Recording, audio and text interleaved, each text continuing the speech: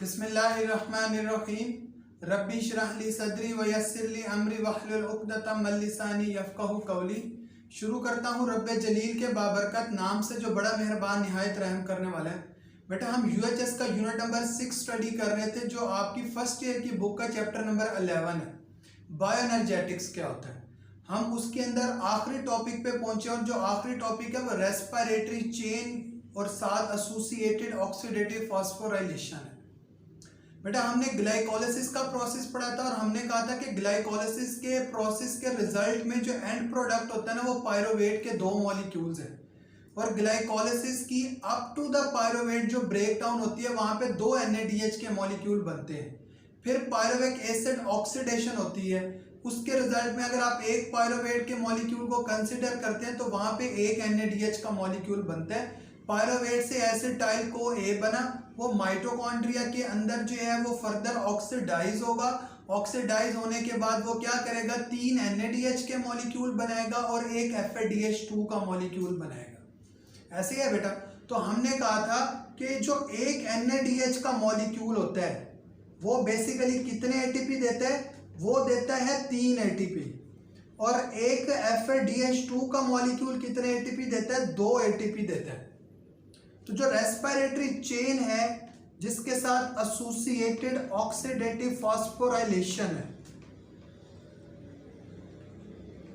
इस respiratory chain को हम एक और नाम भी देते हैं और वो क्या है, इलेक्ट्रॉन ट्रांसपोर्ट चेन का। क्यों हम इसको इलेक्ट्रॉन ट्रांसपोर्ट चेन का नाम देते हैं, क्योंकि इसके अंदर हम कहते हैं इलेक्ट्रॉन कैरियर्स मौजूद होते हैं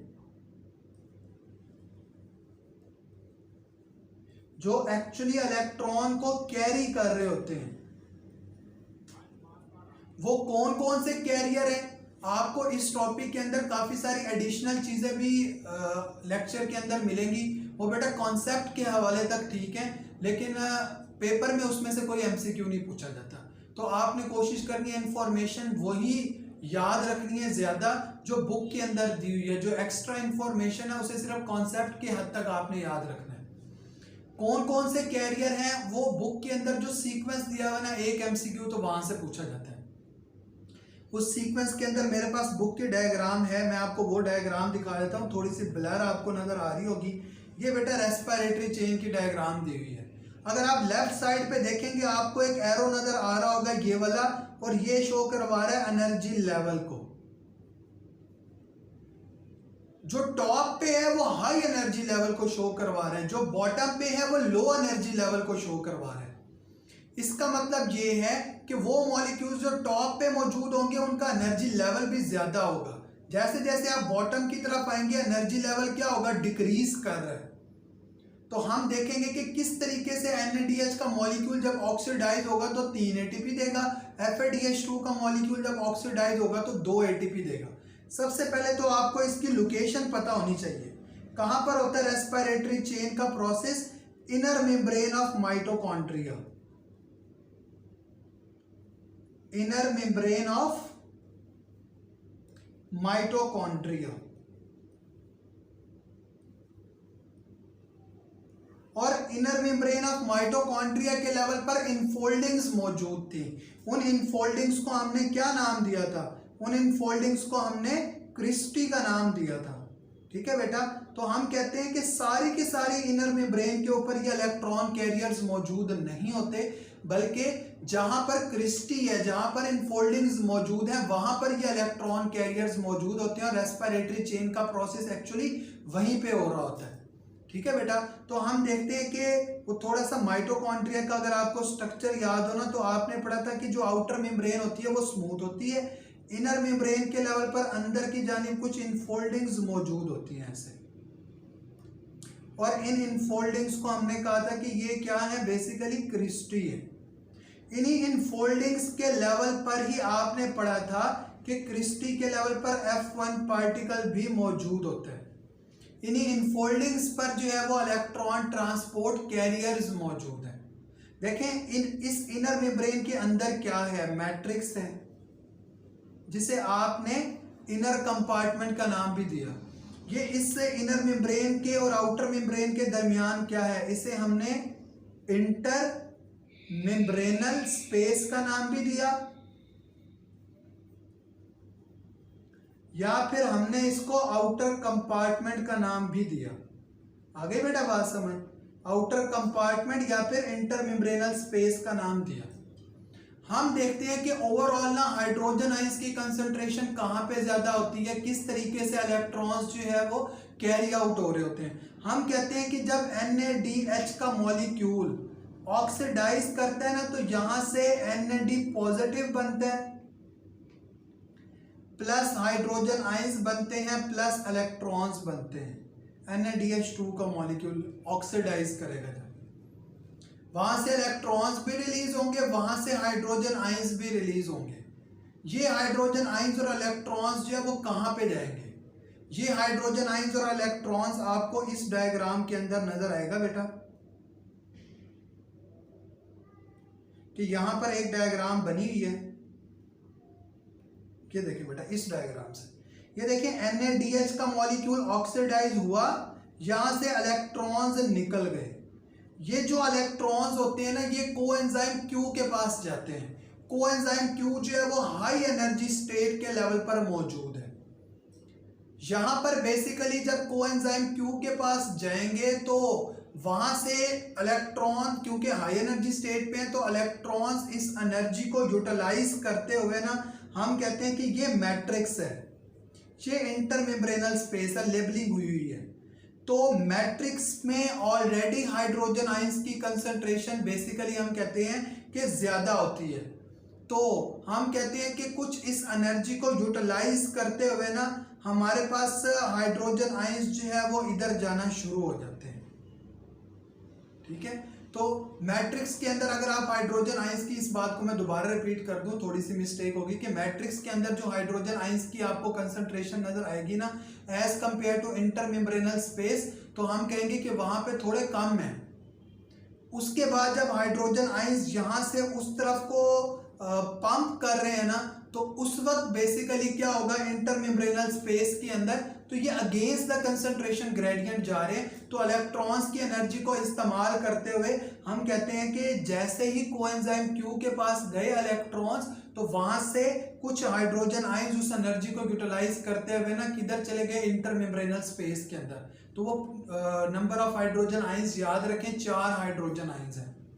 ठीक है, कोएंजाइम Q के बाद ना हमारे पास सीरीज है साइटोक्रोम कॉम्प्लेक्सेस। कोएंजाइम Q क्या है, मैं आपको पहले बता चुका कि कोएंजाइम हम कहते हैं कि non protein part of the enzyme है, और ये जो non protein part of the enzyme है, जो एंजाइम के साथ लूजली अटैच है, उसे हम कोएंजाइम का नाम देते हैं। Q क्या है साथ में, Q हम कहते हैं क्विनोन को, जो कि एक टर्पिनाइड है। उसके बाद है साइटोक्रोम कॉम्प्लेक्सेस। सीक्वेंस याद रखना, यहां से लाजमी MCQ आते हैं। साइटोक्रोम कॉम्प्लेक्सेस के अंदर साइटोक्रोम B, साइटोक्रोम C है, फिर साथ में हमारे पास जो है वो A और A3 मौजूद है। ठीक है बेटा, तो वो हमारे पास जो है वो साइटोक्रोम कॉम्प्लेक्सेस है। इसका सीक्वेंस आपने लाजमी याद रखना है, और यहां से MCQ आते हैं। B, C, A और A3 लास्ट में मौजूद है। इस साइटोक्रोम कॉम्प्लेक्सेस के बाद अक्सर MCQ के अंदर आता है कि फाइनल इलेक्ट्रॉन एक्सेप्टर क्या है, वो ऑक्सीजन है। देखें, हर जो नीचे वाला होता है, ये जो बुक की डायग्राम है वो निकाल दो। देखिए साइटोक्रोम B यहां पर मौजूद है। साइटोक्रोम B जो है वो कोएंजाइम Q से इलेक्ट्रॉन्स को रिमूव करवाएगा। इसका मतलब ये है कि साइटोक्रोम B ने कोएंजाइम Q की क्या करवाई, ऑक्सीडेशन करवा दी, और साइटोक्रोम B ने इलेक्ट्रॉन्स को रिसीव किया। After receiving the electrons itself क्या हो गया, रिड्यूस हो गया। तो हर जो नीचे वाला है अपने से ऊपर वाले को ऑक्सीडाइज करवाता रहेगा। जैसा कि B के बाद क्या है, C है, C B में से इलेक्ट्रॉन्स को रिमूव करवाएगा, इसका मतलब है उसकी ऑक्सीडेशन करवा रहा है। C की ऑक्सीडेशन कौन करवा रहा है, A की कौन करवा रहा है, A3, और A3 की कौन करवा रहा है, फाइनल इलेक्ट्रॉन एक्सेप्टर, जो कि ऑक्सीजन है। इसका मतलब ये है कि जिसकी तरफ इलेक्ट्रॉन्स जाएंगे वो खुद रिड्यूस हो जाएगा, जहां से रिमूव करवा रहा है उसकी ऑक्सीडाइज करवा रही है, ऑक्सीडेशन हो रही है। ठीक है बेटा, तो हम कहते हैं कि यहाँ पर पहले बुक वाला ही सीक्वेंस आप देखें, कोएंजाइम क्यू से इलेक्ट्रॉन्स गए साइटोक्रोम बी की तरफ, साइटोक्रोम बी से सी की तरफ गए, सी से ए की तरफ, ए से A3 की तरफ, और फिर फाइनल इलेक्ट्रॉन एक्सेप्टर जो कि ऑक्सीजन है। आगे बेटा बात समझ। तो अब मैं आता हूँ वापसी उस तरफ जहां से प्रोटॉन पंपिंग दिखाई हुई। देखिए जब हमारे पास बी से सी की तरफ जाते हैं ना, तो इस इलेक्ट्रॉन्स की एनर्जी को यूटिलाइज करते हुए एक दफा फिर जो है वो 2 हाइड्रोजन आयंस पंप कर जाते हैं। फिर सी से ए की तरफ आए, ए से A3 की तरफ, और फिर जब फाइनल इलेक्ट्रॉन एक्सेप्टर की तरफ आए ना, तो यहाँ पर एक दफा फिर हाइड्रोजन आयंस ने पंप कर देना है। ये यहाँ पर आपको दिखाया हुआ है। देखिए यहाँ पर जब बी से सी की तरफ आए तो 4 हाइड्रोजन आयंस, और जब फाइनल इलेक्ट्रॉन एक्सेप्टर ऑक्सीजन की तरफ आए तो 2 हाइड्रोजन आयंस एक दफा फिर पंप कर गए मैट्रिक्स से इंटरमेम्ब्रेनल स्पेस के अंदर। इसका मतलब है जब NaDH का एक मॉलिक्यूल ऑक्सीडाइज होता है तो टोटल हमारे पास कितने हाइड्रोजन आयंस पंप करेंगे? हम कहते हैं 10 हाइड्रोजन आयंस पंप करते हैं। कहां से कहां? मैट्रिक्स से इंटरमेम्ब्रेनल स्पेस के अंदर। अब बेसिकली क्या होगा, आपने पढ़ा हुआ है कि यहां पर ना हमारे पास मूवमेंट होती है। अब देखिए बेटा, आप प्रोटॉन्स जो है वो कहां पर इकट्ठे हो गए हैं? वो इंटरमेम्ब्रेनल स्पेस के अंदर इकट्ठे हो गए। आपने पढ़ा कि जो इनर मेम्ब्रेन ऑफ माइटोकॉन्ड्रिया है ना, वहां पर F1 पार्टिकल मौजूद है। अगर आपको F1 पार्टिकल का स्ट्रक्चर याद हो ना थोड़ा सा, तो इस तरीके से था।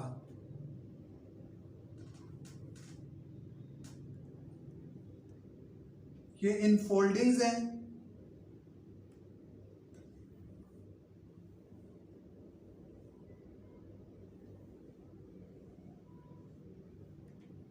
यहां पर बेसिकली F1 पार्टिकल इस तरीके से मौजूद था।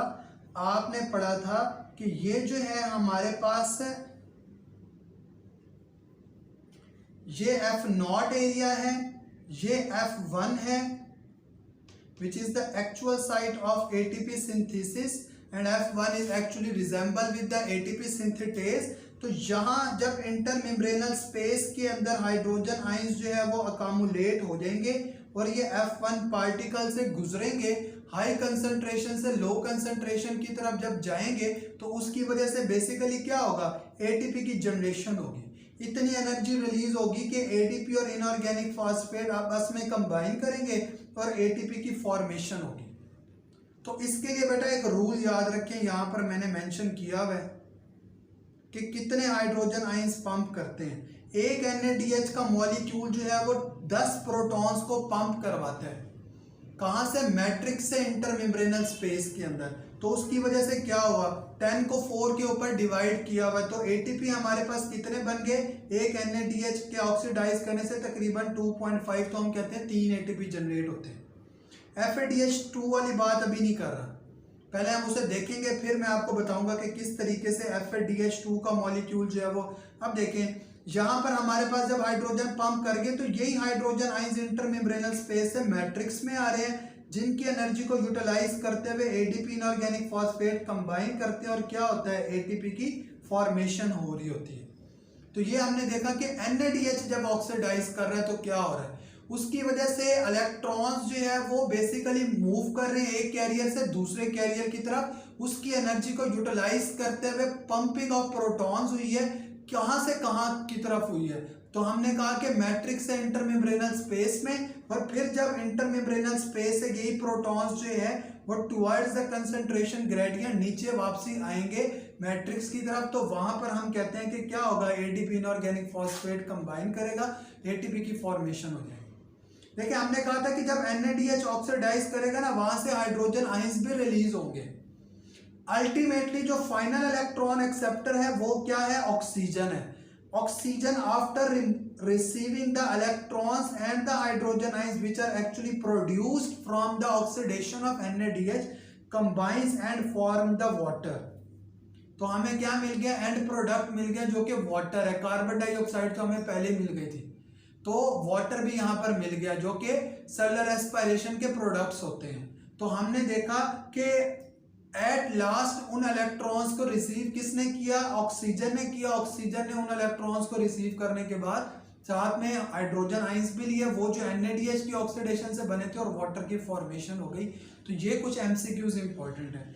अब देखिए आप FADH2 के रिजल्ट में क्यों हम कहते हैं कि जो ATP की प्रोडक्शन है वो 2 ATP है, क्योंकि FADH2 अगर आप बुक में देखेंगे ना लो एनर्जी स्टेट के ऊपर प्रेजेंट है। FADH2 और कोएंजाइम Q का जो एनर्जी स्टेट लेवल आपको दिखाया गया ना वो सेम दिखाया गया है। NaDH2 से हाई एनर्जी स्टेट पर दिखाया गया, उससे कोएंजाइम Q से पहले एक और कॉम्प्लेक्स भी मौजूद होता है जिसे हम कॉम्प्लेक्स 1 का नाम देते हैं, जो हमारी बुक में नहीं है। तो NaDH2 अपने इलेक्ट्रॉन्स पहले उसको देता है, तो वहां से जब कोएंजाइम Q की तरफ आते हैं ना तो वहां से एनर्जी रिलीज होती है, प्रोटॉन्स पंप होते हैं।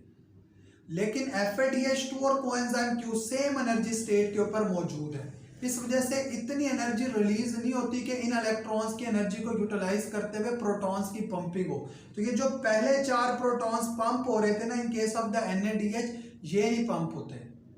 फिर जब B से C की तरफ जाएंगे इलेक्ट्रॉन्स तो तब एनर्जी रिलीज होगी, ये 4 हाइड्रोजन आइंस तब पंप करेंगे। फिर आगे जब फाइनल इलेक्ट्रॉन एक्सेप्टर की तरफ जाएंगे तब भी 2 हाइड्रोजन आइंस जो है वो पंप करेंगे मैट्रिक्स से इंटरमेम्ब्रेनस स्पेस के अंदर, तो पहले 4 नहीं करेंगे। इस वजह से हमने लिखा कि एक FADH2 का मॉलिक्यूल कितने प्रोटॉन्स पंप करता है, 6। पहले वाले 4 नहीं करेगा, अगले 6 करेगा। उसके रिजल्ट में होगा क्या, तो हमने यहाँ पर एक बात लिखी है कि 6 प्रोटॉन्स हैं, 6 को हमने 4 पे डिवाइड कर लिया तो 1.5 ATP है। 4 पे क्यों डिवाइड किया, क्योंकि हमने कहा कि 4 जब हाइड्रोजन आइंस वापसी हाई कंसंट्रेशन से लो कंसंट्रेशन की तरफ आ रहे होते हैं ना तो उससे 1 ATP का मॉलिक्यूल जनरेट हो रहा होता है, इस वजह से हमने 4 पे डिवाइड किया।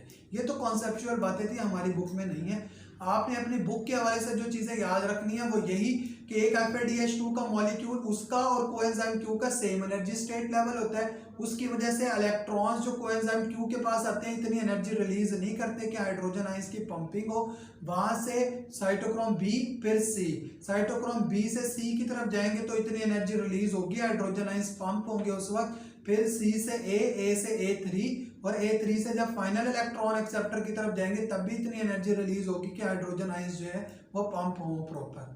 ठीक है बेटा, तो इस तरीके से एक FADH2 का मॉलिक्यूल 2 हमारे पास ATP को जनरेट कर रहा होता है और एक NaDH का मॉलिक्यूल जो है वो 3 ATP को जनरेट कर रहा होता है। ये तो हो गया हमारा बुक का कॉन्सेप्ट जिसे हमने कहा रेस्पिरेटरी चेन है। इस रेस्पिरेटरी चेन के साथ साथ ना बेटा आपको एक टॉपिक जो है वो नजर आ रहा है, साथ ही ऑक्सीडेटिव फास्फोराइलेशन का।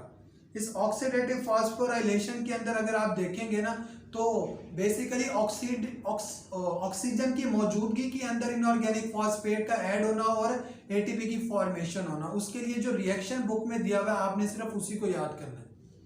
जो ऑक्सीजन की मौजूदगी के अंदर ATP की फॉर्मेशन या addition of inorganic phosphate as a result of which ATP formation occur, उसी को आप ऑक्सीडेटिव फास्फोराइलेशन का नाम देते हैं।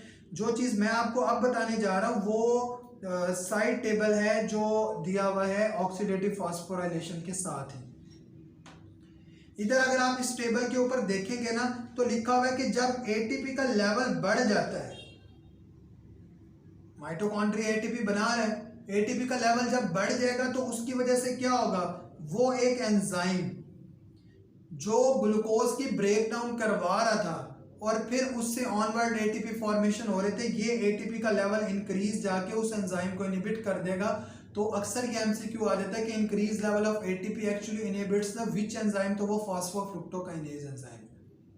ठीक है बेटा, अब अगर NaDH का लेवल बढ़ जाएगा तो ये जाके पायरुवेट डी कार्बोक्सिलेज को इनहिबिट करवा देगा जो पायरुविक एसिड ऑक्सीडेशन करवा रहा है।